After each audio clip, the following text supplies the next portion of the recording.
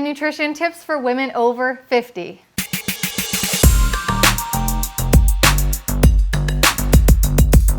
Welcome back to LiveLeanTV for women. I'm Jessica Guthrow, helping you guys get and stay lean all year round and for the rest of your life. Today we have an exciting special guest. This is my mother, Desiree, who is 58 years young. She's in incredible shape and she has some wise words of wisdom to share with you guys. And we're also going to go through a workout and show you all the details of how she trains and how she eats to stay in shape at any age. So first we'll go through the workout and then we'll come back and we'll discuss nutrition and tips.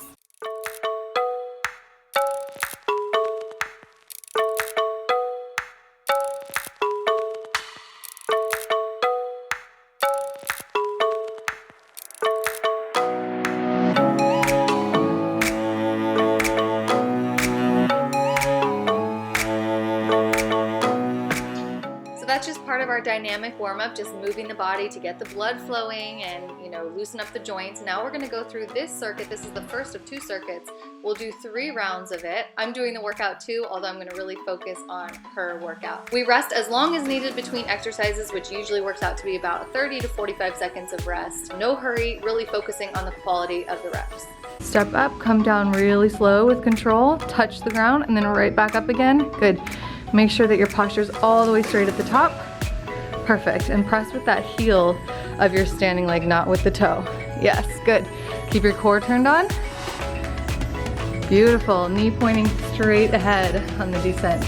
Reaching the arms out like this really helps with balance. You want to make sure that this knee is tracking straight over the toes and the heel stays on the bench.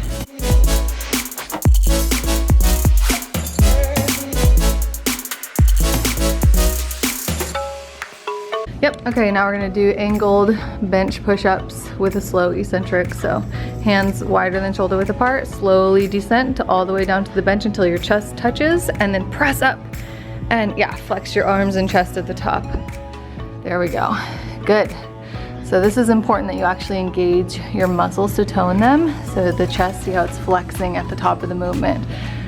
Yeah. Up, good. Take a 3, 2, 1, and then 1 second push up. Good, nice and hard. Keep that core super tight. See, even the butt muscles are turned on during this. There's no sagging in the core, you can see that. The spine is completely straight. 1 more, you got it, come on. Yeah, good. Okay, so on these cable pull downs, sitting back on the heels like this, leaning slightly forward towards the machine instead of back away from the machine. Yeah, use your muscles instead of just using momentum. So there you go. Good, no stressing in the neck. Yes, good. So right here, these are the muscles we're engaging. Yeah, good. And no stress in the traps. You can see they stay relaxed. It's the middle back muscles that are working. Go, flex. Beautiful. Okay, keep your core tight. Good. Exhale, each time you pull down. Good, inhale and lengthen. So we did each of the exercises in circuit 1 for 3 rounds, either increasing the weight or using even better form to really feel the muscles working, focusing on the quality of the reps. Now we take a short break and we move on to circuit 2 for another 3 rounds of these 3 different exercises. Okay, so we're doing the split squat lunges, stationary lunges here with the Smith machine. We've got 10 pounds on each side, just focusing on that slow descent, 3, 2, 1, and then up and flex both legs and butt and core and everything. Okay, again, 3, 2, 1, up, flex, perfect. And this front knee should be going straight over that front toe. Yep, amazing, amazing. Keep going, 1 more. Okay, give me a quick foot change. Let's do the other side. Yeah, awesome. Okay, keep going. Press up and squeeze. Good, flex your core. Hips level as you go down. Up and squeeze. Really awesome. See how the front foot is pressing so hard with the heel that the toes can even lift up. That's fine. That really emphasizes that you're pressing with the heel, which is working your booty and hamstrings more. So we get captain chart leg raises. I want you to really focus on the abdominal contraction here. So instead of just swinging the legs up, try to lift them and then hold as you really contract your abs, and then you ease your legs down. Again, up and tight. Good, and then ease down. like someone's punching you in the stomach. Good, give me one more. Quality rep and ease down. Good. All right, now we're gonna do the low bar assisted pull-up. So she walks her feet out in front, so her body's at a slight backward angle, hanging from the bar. You're gonna pull up, get that chin over the bar, and then slowly lower back down using minimal assistance from the legs, only as much as needed. So really focusing on engaging those back muscles. Good, chin is up, drop that butt straight down to the floor. Try to keep your core and belly right underneath your chest. So not poking out forward, but just straight up. Yeah, that's really good. This exercise may not look hard, but it really is, huh? Yeah, good. And ease down, barely even using the legs for help. Yeah, good. Beautiful. Last one here. Good. And slowly controlling the body down. That's awesome. Slow eccentric. You may be surprised to see that I do recommend HIIT cardio for women over 50, but you'll see my mom is gonna rock this little HIIT cardio workout. We're doing Tabata style, 20 seconds work, 10 seconds rest of these 4 moves. We're gonna show you the modified versions up in the corner, and this is for anyone who is a beginner or is dealing with an injury. You can always choose to do the modified versions, but just because you're over 50 doesn't mean you have to modify, and you'll see.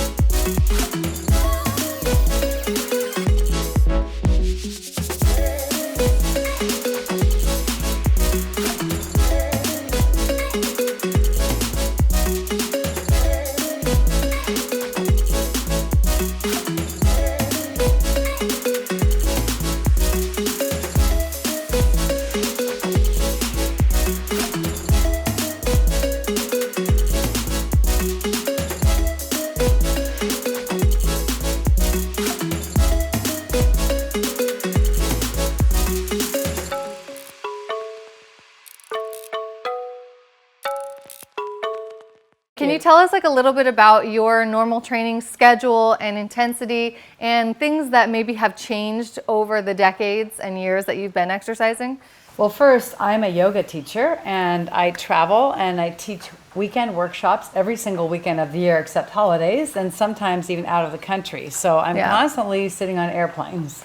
Yeah, but also constantly doing yoga, but not really for yourself, like doing it to teach other people. So a workshop environment is not like a regular yoga class. So yeah, I'm pretty much down to 4 days of training, Monday through Thursday, and then weekends for teaching. And so I've worked it out to be every other day, one day in the gym, one day in the yoga room. And my workouts are pretty advanced, but still I like the balance of the two things feeding each other. Yeah, and they didn't start advanced, right? Can we talk like a little bit about how when you started weight training and your introduction to the gym scene? Weight training is something kind of newish for you. So let's talk about when did you start doing weight training and how did that go? Well, that started about 7 or 8 years ago when I started getting a lot of injuries in my yoga because I tend to be more flexible.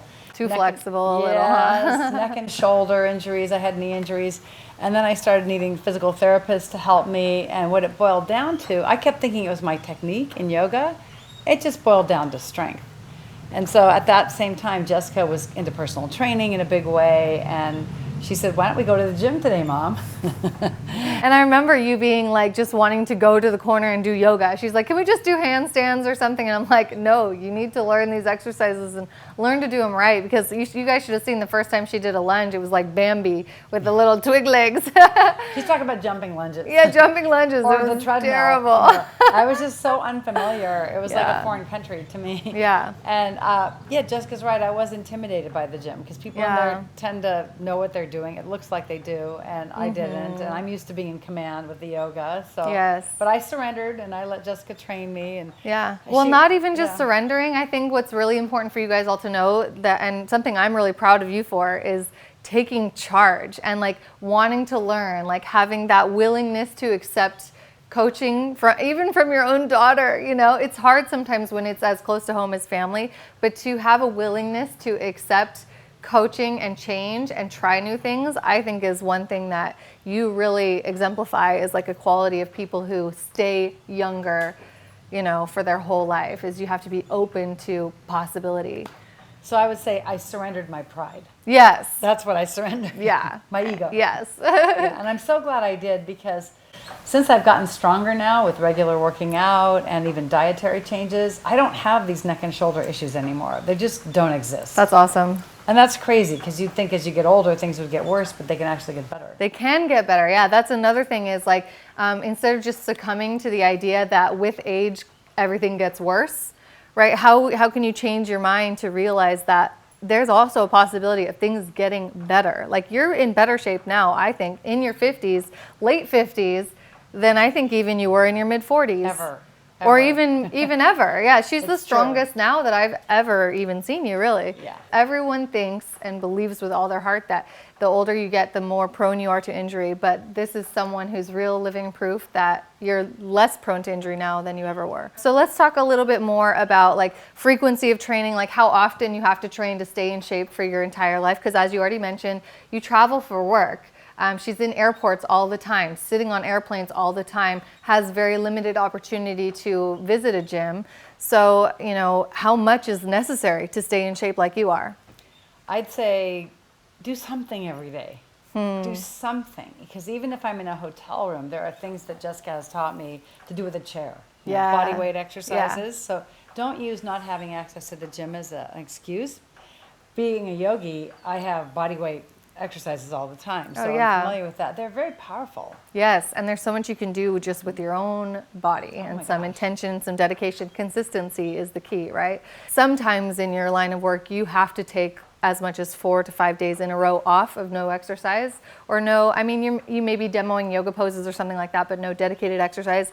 But you make sure to, like, every single week at least do a couple of things. You know, you never let more than like 4 days go by without doing something for yourself, right? And there's simple things you can do, like with a chair, you know. Yeah. Jessica's taught me, and the floor. And walking every day has been a lifelong habit for you, right? Yeah, you weave it in somehow. You weave in the exercise. You don't let it go. Yeah, I love that. I've actually, as a new mom, I'm weaving in lots of things now. Here and there, whenever you get a chance. Yeah, and it's really helped me stay on track through new momming it and everything. So I think that's a great tip for everyone, is like let go of the idea that you have to work out an hour a day, 7 days a week. You don't. At a regular time. Let it be when you can get it. Yeah, be flexible about it. Be a little bit more creative with it, and it doesn't always have to be the same, but it does need to happen regularly. Let's talk a little bit about diet, because with the kind of job you have, of course, you can't always have like regular meal times, eat the same thing every day. So what are your kind of like tips and things that people can incorporate into their own life that have worked for you? I'd say seek out the greens, the vegetables, and the fruits and nuts and seeds, and the natural foods like that. Make sure that those are still in your diet even when you're on the road or too busy. Make time, go grocery shopping, or ask. I stay with people often when I travel, and I write ahead of time and I ask them to buy this food that I need. That's awesome. And I ask for what you want. Yes, that's big. And airports are getting better. You know, it's easier and easier to find healthy food. So we're lucky to be alive at this time. Yeah, totally. So the best foods to keep you young and vibrant and feeling good are, no surprise, fruits and vegetables. And haven't you even found, like, going through menopause, because that's something that women over 50 deal with, is hormonal changes with menopause. What are the best foods to help keep you great through menopause? Yeah, I'll tell you what the worst foods are. Okay.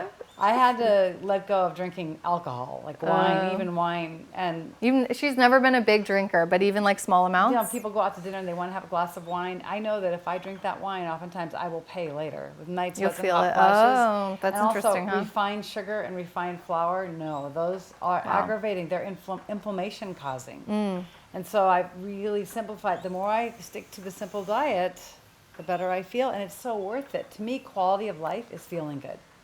So if somebody thinks quality of life is having drinks and eating donuts, cheesecake and wine, that's a different conversation. It's a different perspective on quality of life. Like if that's what's really important to you, that's one thing. But if you'd rather feel great, look great, I think it's worth giving up. If you're really noticing reactions, I think in menopause it can really trigger those uncomfortable symptoms. And if you stop eating refined sugar, you lose your craving for it.